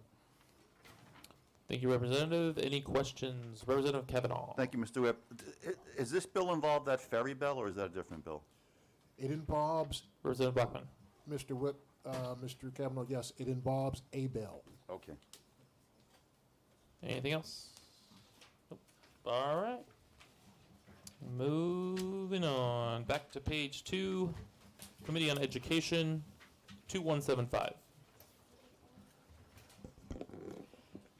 Mr. Whip, members, currently the Arizona Department of Education is required to establish policies to identify acceptable forms of identification documentation for Arizona residency that guardians must provide when enrolling a child in an Arizona public school.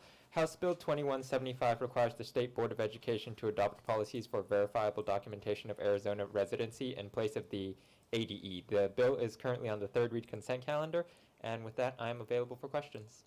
Thank you. Any questions? Representative Dunn. Thank you, Mr. Whip. There is some discrepancy in the paperwork that's required when you enroll your student and do the documents of where your residency is, and also the paperwork that when you pick your student up in the case of an emergency, the forms don't comply. They're not in conjunction with each other, and some schools are questioning they need to be in compliance, so they want to have an open and transparent system where you do it with the Board of Education as opposed to the political body of the Department of Education, to try to clarify some things so that it can actually determine residency and have the paperwork straightened out. All right. Any questions? Okay. 2210. Mr. Whip, members, Chase Hauser, Research Analyst for the House Education Committee. Mr. Whip, members, House Bill 2210 allows the School District Governing Board to provide food and beverages at school district events, including official school functions and trainings, as well as through a cafe that is open to the public. House Bill 2210 is on the third read consent calendar, and with that, I'm available for any questions. Thank you. Any questions? Representative Udall. Thank you, Mr. Whip. Members, this bill just allows school districts to provide food at a new member induction or a governing board meeting. Most districts are already doing this, but some of their audits came and said, it's kind of a gray area in law. So we're just cleaning it up. The one about the cafe will probably be amended out of the bill because we found out that any of the schools that have a cafe open to the public, those are all within CTED programs, and there's different language already in law for that. So I think that's going to be amended out. Thank you. Any questions? All right. Moving on. 2241. Oh, sorry. 41. Mr. Whip, members, House Bill 2241 requires the State Board of Education to include in its minimum academic standards a requirement that students be taught about the Holocaust and other genocides at least twice between the 7th and 12th grades. This bill is currently on the third read consent calendar, and with that, I am available for questions. Any questions? Representative Udall. Mr. Whip, members, no education, I don't think we could considered complete without learning about the Holocaust and what happened. Currently, the standards give it listed as one of 5 different ways to teach one of the strands in history. This would require that every student learn about the Holocaust at least twice in between 7th and 12th grade. All right, any questions? Okay, moving on, 2259.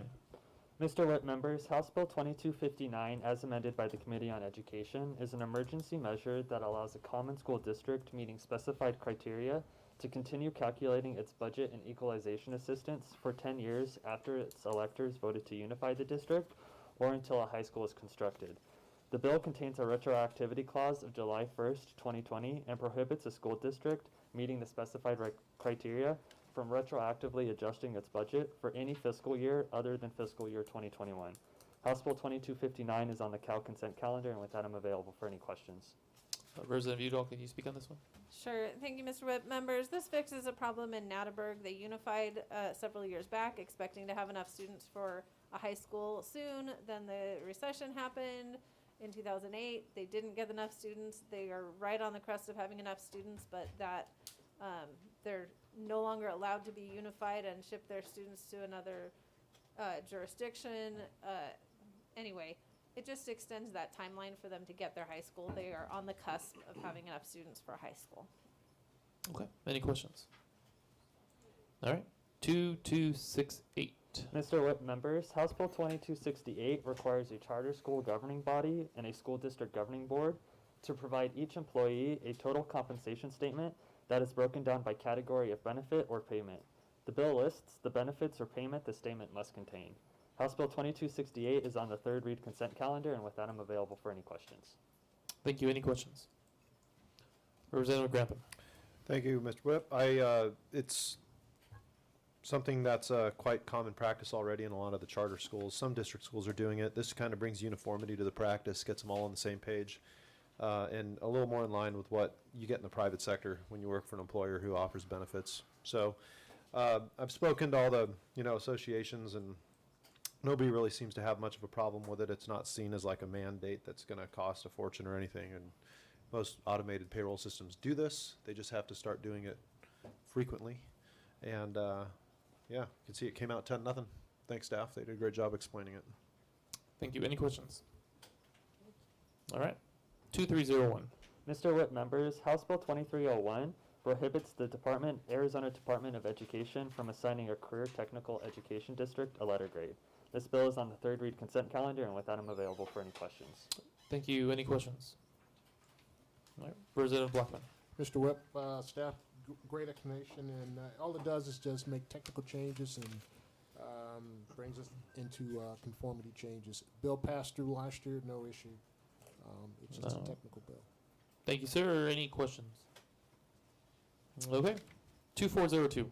Mr. Whip, members, House Bill 2402 prohibits the Arizona Department of Education from assigning letter grades for the 2020-2021 and 2021-2022 school years. The bill directs ADE to develop criteria to identify schools that demonstrate a below average level of performance in the years the letter grades are not assigned. House Bill 2402 allows the school district governing board to adopt alternative policies for teacher performance-based funding and policies regarding dismissal or non-renewal procedures for these school years. Finally, House Bill 2402 authorizes the State Board of Education to adjust the dates by which local education agencies are required to receive assessment scores and data if the State Board of Education alters the statewide assessment testing window. This bill was protested off the 3rd read consent calendar, and with that, I'm available for any questions. Thank you. Any questions? Representative Udall. Thank you, Mr. Whip. Members, with everything that's gone on in this year, although we will be offering the spring assessment, it's not going to be as valid and reliable as we'd like it to be to judge schools based on, because we have areas where Wi-Fi has not been available, or different areas have been hit different ways during this pandemic. And so, as well as we've been taking attendance in different ways throughout the state, some of the college and career readiness index is not available. We don't have growth scores because they didn't take the assessment last year. There are a lot of things that make it very difficult to get any kind of a letter grade this year. And then next year we will be taking a new assessment, and it's difficult to get growth scores. There will be an amendment to limit this just to this year for now, because we are looking at options for how to use growth scores as we change assessments. And it's possible we can come up with a way to do that for next year with the new assessment. So you will see an amendment on the floor to limit it just to this year for now. All right, any questions? Okay, moving on. Going back to page 1, Committee on Commerce, 2119. Mr. Whip and members, Paul Benny, I'm the research analyst for the Commerce Committee. Mr. Whip and members, House Bill 2119 makes various changes to healthcare insurer statutes, including allows a hospital and medical service corporation to accept an assignment of benefits, subjects service corporations to the Holding Company Act, modifies certain reporting requirements for healthcare service organizations, and repeals archaic law.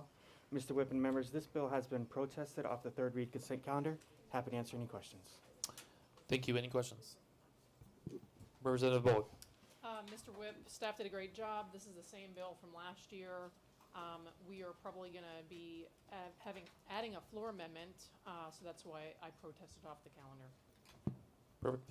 Thank you. Any questions? All right, 2120.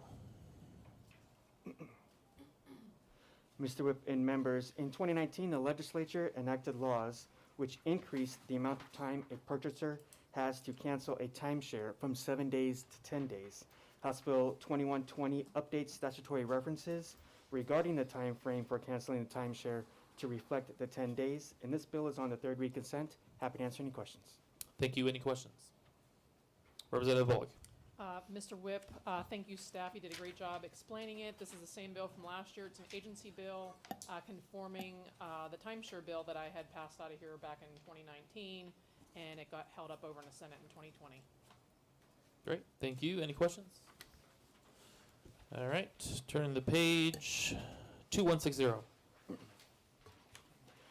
Mr. Whip and members, the Director of the Division of Occupational Safety and Health issues citations to employers for non-compliance of safety and health standards and regulations. The employer has 15 days after receiving a notification for a citation to notify the director of the desire to contest the citation.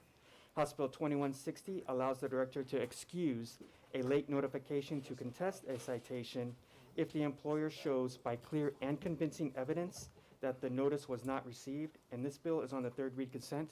Happy to answer any questions. Great. Thank you. Any questions? Representative Kaiser. Thank you. This bill came from the Industrial Commission, and it supports small businesses and large businesses, and it gives them an ability to work with the director and excuse any issues on the late notification if they can show that they did not receive it. All right. Any questions? Okay.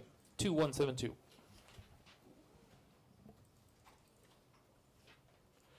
Mr. Whip and members, in 2017, the legislature enacted laws which regulated wireless providers for the use of a right-of-way. An exemption was provided for authorities located on the Mexican border who negotiated for contracts with wireless providers that assisted and supported national security objectives.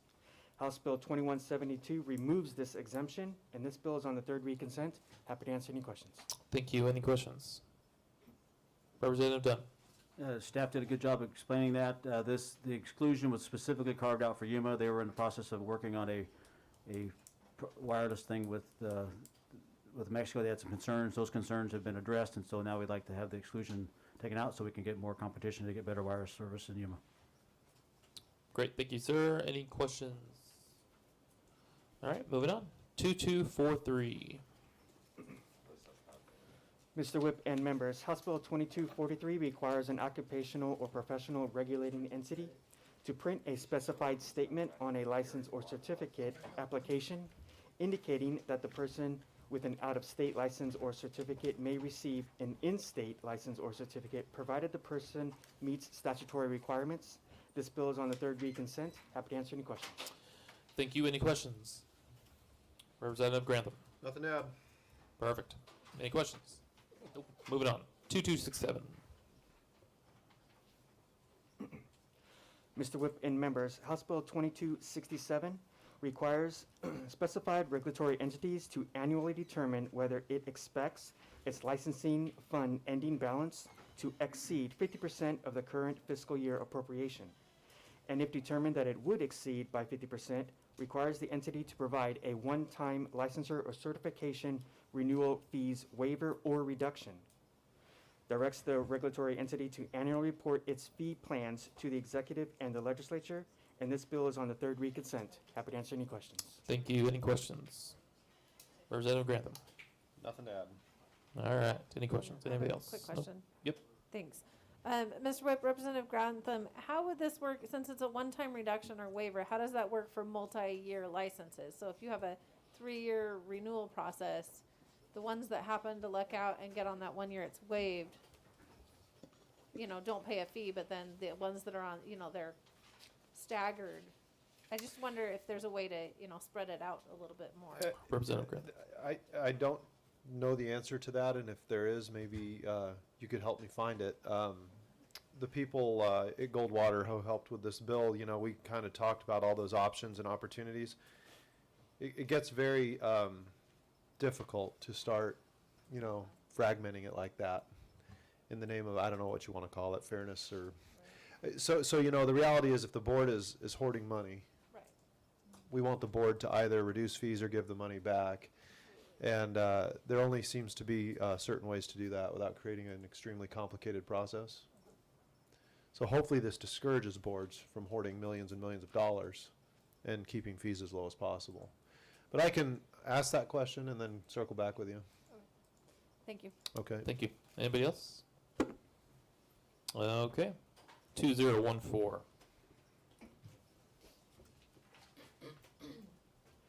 Mr. Whip and members, House Congruent Resolution 2014 expresses the legislature's support for the negotiation of the U.S.-Taiwan Bilateral Trade Agreement and proclaims the legislature's acknowledgement of the achievements made by Arizona and Taiwan. This bill is on a third read consent. Happy to answer any questions. Thank you. Any questions? Representative Kavanaugh. Thank you. Well explained by staff.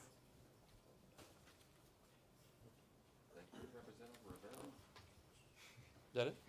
Does it? Yeah. Okay. All right. Any questions? Okay. Back to page 1. Last few bills here. Thank goodness. Committee on Criminal Justice Reform, 2130, page 1. Mr. Whip and members, House Bill 2130 removes certain stipulations from the conditions of intensive probation and requires the court to only grant intensive probation to an individual with high risk and high need. It also allows the court and adult probation officer to modify the level of intensive probation supervision. This bill is on the third read consent calendar, and I'm available for questions. Any questions? Okay. Representative Blackman. Mr. Webb, members, all this bill does is give the probation officers more command and control of those folks that they are supervising. Okay. Questions? All right. 2260. Mr. Whip and members, House Bill 2260 increases the number of board members to the Arizona Criminal Justice Commission. Of the 2 members, one must be a public defender and the other a victim advocate. This bill is on the third read consent calendar, and I'm available for questions. Any questions? Representative Blackman. Mr. Webb, she explained it well, so it speaks for itself. Thank you, sir. Any questions from anybody else? All right. 2428. Mr. Whip and members, House Bill 2428 clarifies a victim's identifying and location information must be redacted from any records disclosed by a law enforcement or prosecution agency to the defendant, the defendant's attorney, or the attorney's staff. And I'm available for questions. Thank you. Any questions for staff? Nope. Representative Toma, Majority Leader. Thank you, Mr. Whip.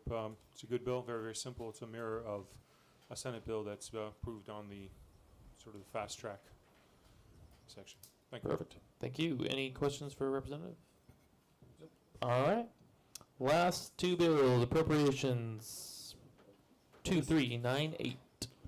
Mr. Whip, members, House Bill 2398 is the annual named claimants bill. This is a bill that pays claims against the state that are already settled, that are more than a year old, because that that power's vested in the legislature, so they have to do a bill each year. So this is that bill. With that, I'm happy to answer any questions. It appropriates a total of $191,000, and I'm happy to answer any questions. Thank you. Any questions for staff? Representative Udall, do you know enough about this? Sure. Mr. Whip, members, this is, as you said, something that we do every year. There are things that are outstanding from the previous year or from longer than the previous year. And it has to be appropriated. They're all small amounts that add up to the 190-some thousand, but this is something we do every year. Perfect. Thank you, Representative. Any questions? All right. Last bill, 2406. Madam Chair and members, House Bill 2406 appropriates $88 million from the Child Care Development Fund block grant in fiscal year 2021 to the Department of Economic Security. The bill currently stipulates that the department can spend the monies in fiscal years 21 and 22. There was an amendment in the Appropriations Committee to increase the amount to $92,712,300. And with that, I'm happy to answer any questions. Thank you. Any questions? Representative Udall. Thank you, Mr. Whip. Members, this is CARES Act dollars that went into the Child Care Block Grant Fund directly, and we have to appropriate those. If you remember, those of you that were around last summer, we thought about doing this in a special session, and we had a bunch of that done, but then never came into special session, and so it still hasn't been appropriated. Found out recently that they're going to run out of spending authority on block grant money February 12th. So the Senate is running a mirror. This has to be done before the end of next week and signed, or they run out of spending authority. Okay. Representative Udall, is there a reason why they increased from 88 to 92? Yes, Mr. Whip, members, because I put the bill together as a placeholder. We didn't know the exact amount. Once we had the exact amount, we updated it. Perfect. Any other questions? Thank you, Lord. We are adjourned. Mr. Whip?